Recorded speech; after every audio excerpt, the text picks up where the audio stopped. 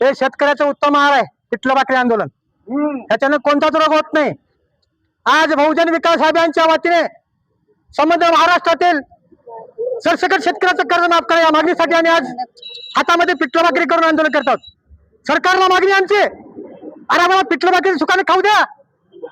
तुम्ही करोड रुपये खाता, आम्हाला पिठलं भाकरी सुखाने खाऊ द्या. शेतकऱ्याच्या मागण्या तुम्ही मान्य करा. सरसकट शेतकऱ्याचं कर्ज माफ करा. 70 वर्षापासून आज अनेक भ्रष्टाचार, अनेक पाप शेतकरी उघड्या डोळ्याने पाहत आहे. त्यांचं 5 लाखाचं कर्ज तुम्ही माफ करा. तुमच्या घरचे द्यायच का पैसे? आज शेतकरी सरसकट आज त्याची कर्ज माफ करा ही बहुजन विकास अभियानची मागणी आहे. शेतकरी, कष्टकरी, निराधार, अपंग, महिला, बेरोजगार, लाडकी बहीण हे जे काही योजना तुम्ही लागू केल्यात ह्या योजनेच्या प्रभावी अंमलबजावणी करा ही बहुजन विकास अभियानची मागणी आहे. गेल्या 30 वर्षापासून बहुजन विकास अभियान वेगवेगळे आंदोलन शेतकऱ्यांसाठी करताय, सर्वसामान्यांसाठी करताय. छत्रपती संभाजीनगर येथे गेल्या 30 वर्षाखाली फाशी आंदोलन केलं. शेतकऱ्याला खत नाही म्हणून उदगीरमध्ये आंदोलन केलं 10 वर्षाखाली आणि 7 वर्ष 107 ला जेल भोगली. हा संजय कुमार आहे. सर्वसामान्याला घेऊन आमची लढाई चालू आहे.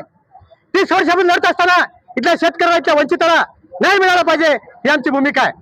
आज सर्व वंचित आज घटक पूर्णतः ढासळला आहे, पूर्णतः बेफाम आहे. महागाई वाढली आहे, मात्र शेतकऱ्याचं काही पिकाचा दाम मिळत नाही, त्यांना पिकाचा दाम मिळत नाही. नुसतं मोहल चौकशी दमाने आपलं मोठमोठे उद्योजक यांना धरून तुम्ही देश स्वतंत्र करायचं काम केलं नाही. त्या देशाला खरं स्वतंत्राचं काम या शेतकऱ्यांनी केलंय. म्हणजे त्या शेतकऱ्यांना न्याय मिळाला पाहिजे. आज जवळपास 20 शेतकऱ्यांनी महाराष्ट्रामध्ये किडनॅप करण्यासाठी ही पूर्ण महाराष्ट्राला लाजीवाडी गोष्ट आहे. पण माझी विनंती आहे आदरणीय मुख्यमंत्र्यांना, आमचं कुणाशी वैर नाही. आदरणीय विलासराव देशमुख साहेब असतानापासून मुख्यमंत्री हे आज आदरणीय फडणवीस साहेब असतानापर्यंत आमचं आंदोलन सातत्याने चालू आहे आणि आंदोलन कदापि थांबणार नाही.